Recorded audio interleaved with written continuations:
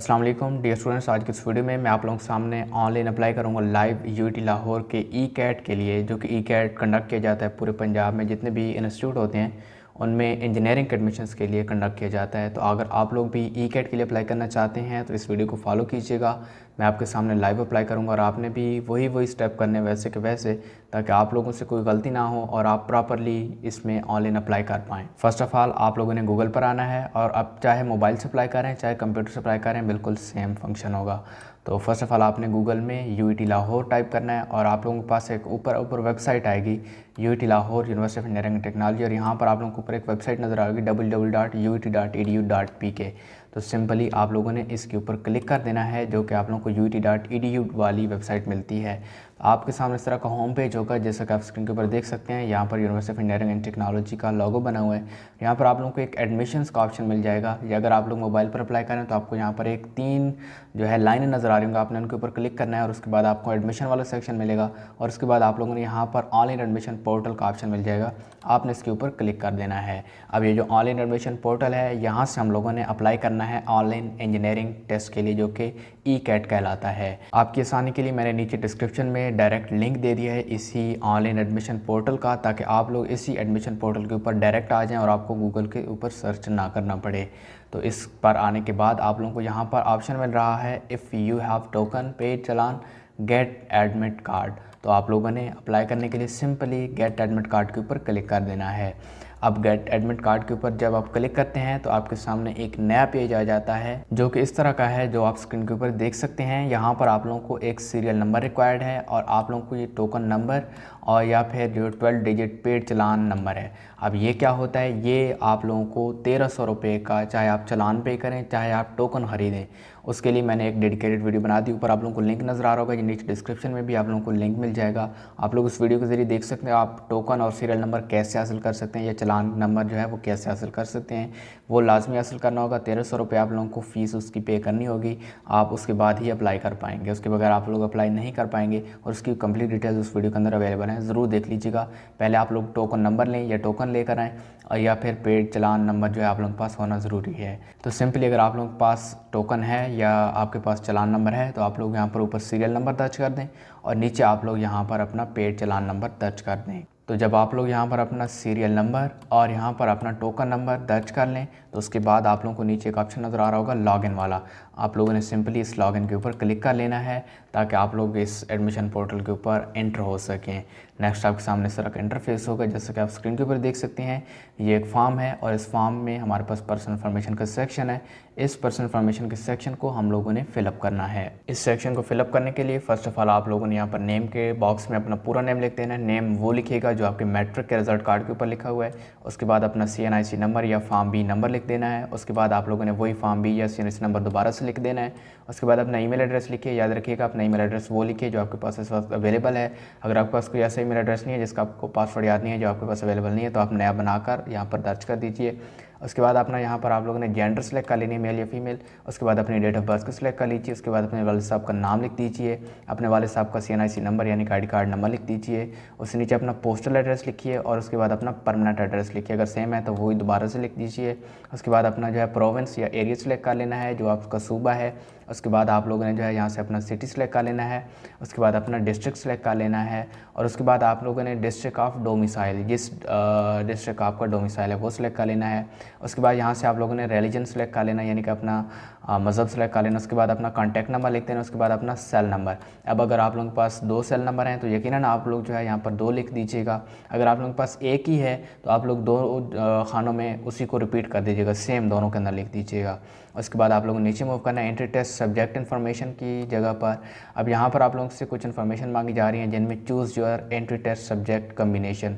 अब यहाँ पर आप लोगों के पास कुछ कम्बिनेशंस हैं, जैसे यहाँ पर मैं आपको दिखा देता हूँ कि आपके पास एक English, math, physics and chemistry ये FSC प्री इंजीनियरिंग वालों का है। इसके अलावा मैथ, फिजिक्स एंड कंप्यूटर ये ICS वालों का है। English, math, physics and statistic ये स्टैट वालों का है। और उससे नीचे जो है इंग्लिश, फिजिक्स और केमिस्ट्री बायो ये जो है ये प्री मेडिकल वालों का है। आप लोगों ने जो भी किया है इंटरमीडिएट के अंदर FSC के अंदर, आप उसको सिलेक्ट कर सकते हैं। उसके बाद आप लोगों ने जो है जिन्होंने FSC प्री इंजीनियरिंग की है वो पहला सिलेक्ट करेंगे math, physics, chemistry and English. उसके बाद आप लोगों ने इसके सामने वाले डब्बे के अंदर यहाँ से अपनी क्वालिफिकेशन सेलेक्ट कर लेनी है।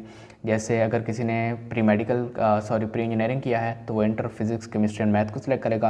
अगर किसी ने DAE किया है तो वो उसी को सिलेक्ट कर लेगा। BSc टेक्नोलॉजी की है तो वो उसी को सिलेक्ट कर लेगा। ये सिलेक्ट करने के बाद आप लोगों ने नीचे ऑप्शन नज़र आ रहा होगा सेव का, आपने इस सेव के बटन के ऊपर सिंपली क्लिक कर देना है ताकि आपकी इन्फॉर्मेशन सेव हो सकें। आप लोग स्क्रीन के ऊपर देख सकते हैं आपकी इन्फॉर्मेशन सेव हो चुकी हैं और आप लोगों के सामने नेक्स्ट सेक्शन आ चुका है। इस सेक्शन के अंदर आप लोगों ने यहाँ पर अपनी प्रोफाइल पिक्चर अपलोड करनी है और उसके बाद आपने सेंटर को सिलेक्ट कर लेना है। अब आप लोगों की जो प्रोफाइल पिक्चर है आप लोग ध्यान से सिलेक्ट कर लीजिएगा। कुछ इन्फॉर्मेशन यहाँ पर आप लोगों को मिल जाती है आपके पिक्चर के रिलेटेड के जो फीमेल्स हैं वो अपनी वही उसी तरह की पिक्चर अपलोड करेंगी जैसी उनकी जो CNIC के ऊपर बनी हुई है, या अगर CNIC नहीं है तो उनका जो मैट्रिक का रिज़ल्ट कार्ड है उसके ऊपर जैसी पिक्चर बनी हुई है। तो अगर आपके पास वो पिक्चर डेफिनेटली नहीं है तो आप लोग उसी तरह की पिक्चर अपलोड करेंगे। अगर आप लोगों के हिजाब के अंदर पिक्चर है तो आप हिजाब के अंदर अपलोड करें, अगर आपकी बगैर हिजाब की पिक्चर है तो आप बगैर हिजाब के अपलोड करें, ठीक हो गया। और आपकी जो पिक्चर की फॉर्मेट होनी चाहिए तमाम स्टूडेंट्स के लिए वो JPG या PNG फॉर्मेट होनी चाहिए। कोई आप लोगों ने कोई GIF या इस तरह की कोई GIF या कोई और जो फॉर्मेट है उसको अपलोड नहीं करना। और आप लोग की जो तस्वीर होगी ये बाकायदा तौर पर रिकॉर्ड के तौर पर रखी जाएगी। तो ये जैसे आप लोगों के मैट्रिक के अंदर जो आप लोगों की तस्वीर अपलोड की जाती है वो आप लोगों के इंटरमीडिएट के रिजल्ट कार्ड के ऊपर भी वही लग के आती होती है मोस्टली। तो आप लोगों का भी ये भी इस तरह ये रिकॉर्ड के तौर पर रख ली जाएगी।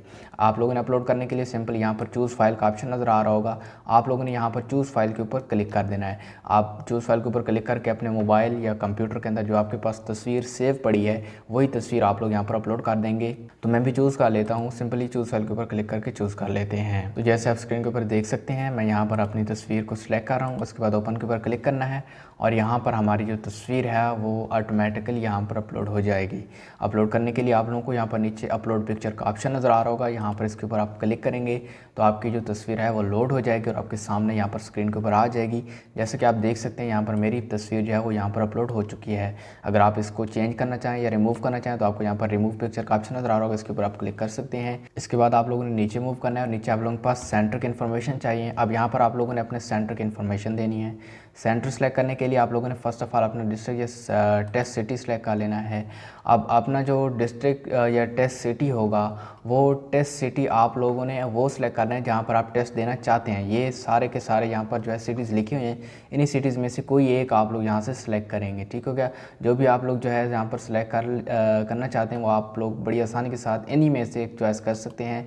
आप अपने नियरेस्ट डिस्ट्रिक्ट या टेस्ट सिटी जो है उसको सिलेक्ट कर सकते हैं। उसके बाद नीचे आप लोगों के पास टेस्ट सेंटर आ रहे होंगे, जब आप उसको सिलेक्ट कर लेंगे ऊपर मियाँ वाली को तो उसके बाद आपके पास नीचे ऑप्शन आ रहे होंगे यहाँ पर जो नीचे टेस्ट सेंटर जोन सिटी यहाँ पर लिखा हुआ है। तो यहाँ पर चूँकि मैंने मियाँ वाली सिलेक्ट किया है तो मियाँ वाली में सिर्फ और सिर्फ एक ही जो है टेस्ट सेंटर है और ऑटोमेटिकली वही चूज़ हो गया है। अगर आप लोग कोई और सिटी सिलेक्ट करेंगे जिसमें एक से ज़्यादा सेंटर होंगे तो डेफिनेटली यहाँ पर आपके पास एक से ज़्यादा ऑप्शन भी आ रहे होंगे। और ये जो टेस्ट सेंटर होते हैं ये तकरीबन वर्चुअल यूनिवर्सिटी के जितने भी कैंपसेस हैं तकरीबन हर ज़िले के अंदर एक कैंपस होता है, तो उसी कैंपस के ऊपर जो आप लोगों का इंटर टेस्ट लिया जाएगा। खैर वो आप लोगों का जो एडमिट कार्ड होता है उसके ऊपर बाकायदा तौर पर प्रिंट होता है।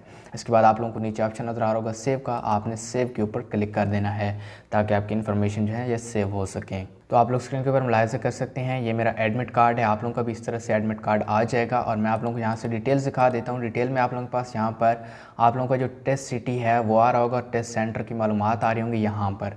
ये सेंटर के ऊपर आप लोगों को जो है टेस्ट देना होगा और यहाँ पर उनका कॉन्टैक्ट नंबर भी आ रहा होगा। इसके बाद आप लोगों के पास यहाँ पर ओरिएंटेशन डेट एंड टाइम आ रहा होगा।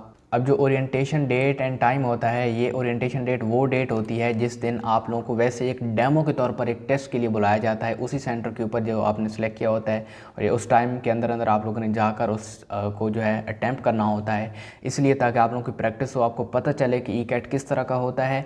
और आप लोग जब एक्चुअल ECAT देने आएंगे जो कि आप लोगों की एक अलग से डेट होगी, डेफिनेटली 21 मई को यहाँ पर मेरा जो है ओरिएंटेशन डेट एंड टाइम आ रहा है और नीचे जो टेस्ट डेट एंड टाइम है वो 24 मई 2021 8 AM से 10 AM तक, ठीक हो गया।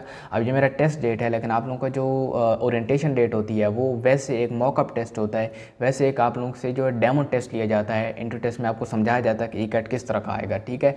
आप लोगों ने वो लाजमी अटेंड करना हो तो मैं आप लोगों को ये रिकमेंड करूँगा कि लाजमी जाइएगा। उसके बाद आप लोगों का जो एक्चुअल टेस्ट डेट होती है वो यहाँ पर नीचे लिखी होती है जो कि मैं आप लोगों को ऑलरेडी बता चुका हूँ। उसके बाद आप लोग नीचे मूव करें तो यहाँ पर कैंडिडेट इन्फॉर्मेशन में आप लोगों की जो लॉगिन ID और पासवर्ड है डेफिनेटली ऑनलाइन टेस्ट होगा। तो ऑनलाइन टेस्ट के लिए आप लोगों को एक लॉगिन आईडी और पासवर्ड की ज़रूरत होगी।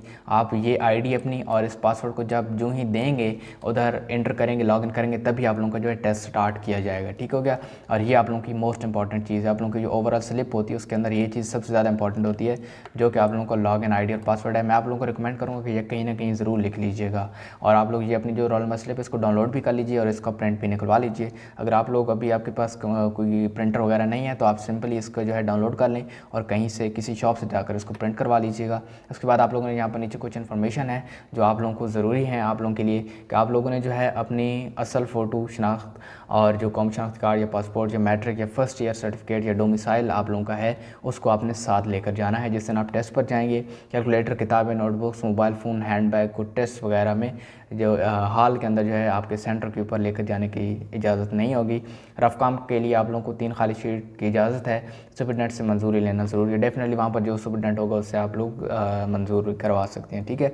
उसके बाद कोरोना वायरस की वजह से तमाम उम्मीदवारों के लिए फ़ेस मास्क और हैंड दस्ताने लाजमी हैं। और इसके अलावा जो है आप लोगों का जिस्मानी दर्जा हरारत 99 से ज़्यादा नहीं होना चाहिए। तो डेफिनेटली इसके बारे में आपने परेशान नहीं होना, 99 से डेफिनेटली ज़्यादा नहीं होता, और अगर होता भी है तो काम चल जाता है।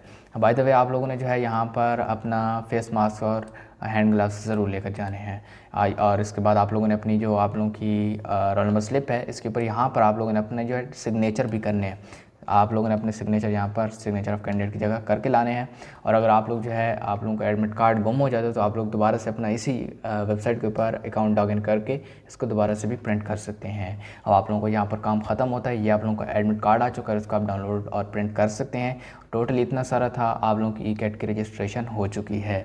आई होप इस वीडियो ने आपकी कुछ ना कुछ हेल्प की होगी। लाइक कर दीजिएगा अगर वाकई में इस वीडियो ने आपकी हेल्प की है तो। इसके अलावा इस चैनल के ऊपर पाकिस्तान के अंदर जितने भी एडमिशन्स ओपन होते हैं, स्कॉलरशिप्स आते हैं या जितनी भी मालूमात होती हैं एजुकेशन के रिलेटेड, उनकी रियल न्यूज़ आप लोगों तक पहुँचाई जाती हैं। अगर आप लोग नोटिफिकेशन हासिल करना चाहते हैं तो इस चैनल को सब्सक्राइब कर लीजिएगा ताकि आप लोगों को तमाम मालूमात मिलती रहें।